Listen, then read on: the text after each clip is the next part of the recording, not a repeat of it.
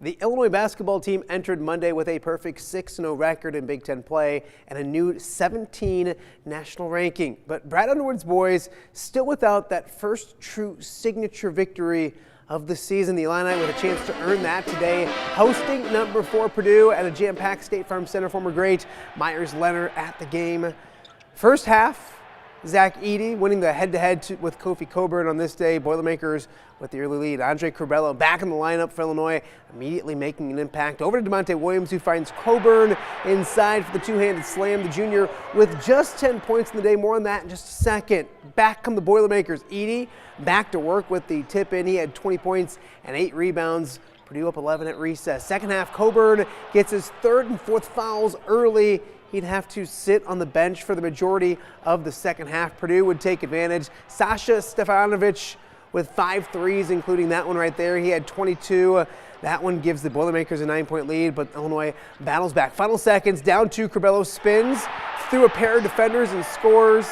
That gets them tied. We head to overtime. In overtime, Illini keep firing.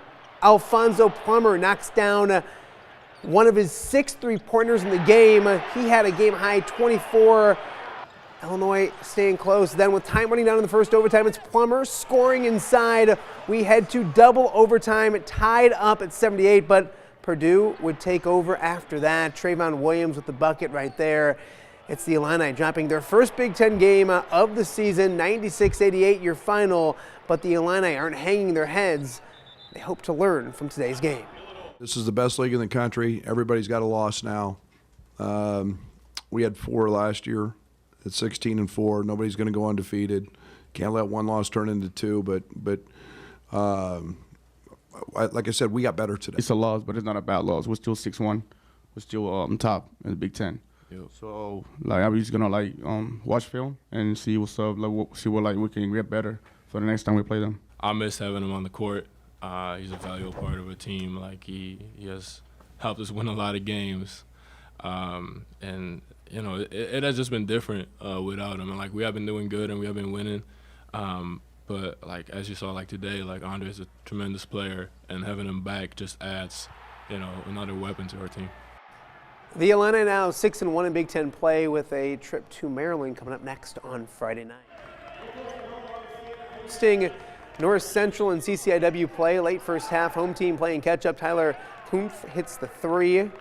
We're tied at 34. Next trip down, it's Matt Hawkins with the hoop and the foul inside.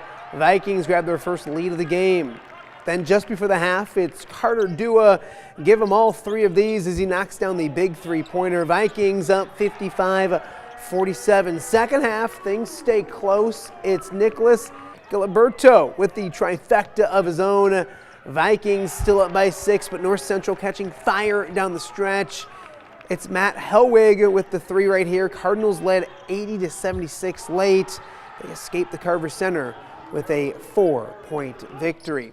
Friday's snow put a halt to a lot of high school hoops around the area, leaving a huge MAC showdown for Monday night. Top 10 teams going head-to-head. 8-0 Pleasant Valley, 6-1 Central DeWitt. Second quarter in this one, home team with the lead adding to it. Jolt Lawler with the jumper in the lane. Pleasant Valley up 9. Spartans, or should say Sabres, answer back. Gus Pickup knocks down the 3. Friendly roll on the road.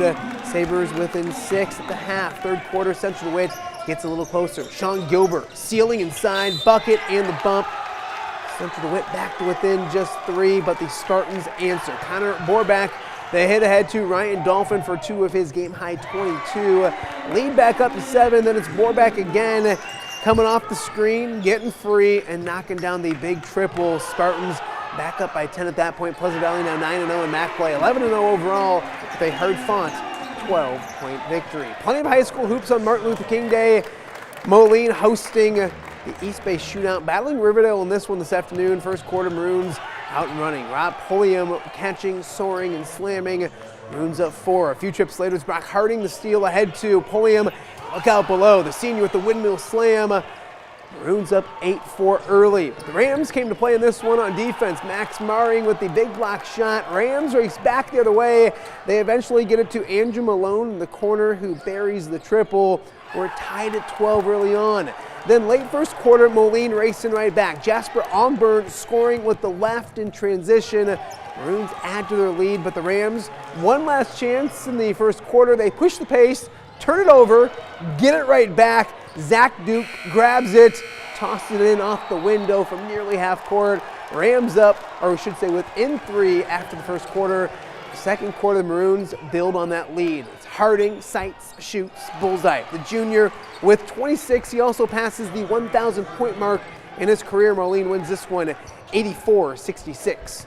Your final score. Fellow Western Big Six power Rock Island tipping off the day against Waubonsie Valley. Second quarter, Rocks with the lead adding to it. Murray Nimmers with the acrobatic finish inside. Rocks up by 3. A few trips later, it's Nimmers in transition, going right to the rim for 2 more.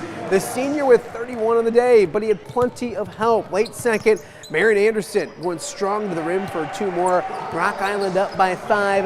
Then with time winding down in the half, it's the Rocks out and running. Nimmers skying and slamming at the buzzer. They led by 7 at recess. They roll 75-47, your final score. Alleman and Carmel Catholic hooking up this afternoon as well. First quarter of this one, Pioneers come out firing. Lincoln Dorsey rattles in the deep 3. A junior with 12 in the first quarter alone. Carmel racing right back in transition. It's Asher Jackson with the lefty slam. Carmel grabs the lead. Alleman stays close though. Ryan Schmidt gets free. Next down a little jumper. Pioneers within 2, but Carmel just too much in this one. Bryce Moore scoring 2 more.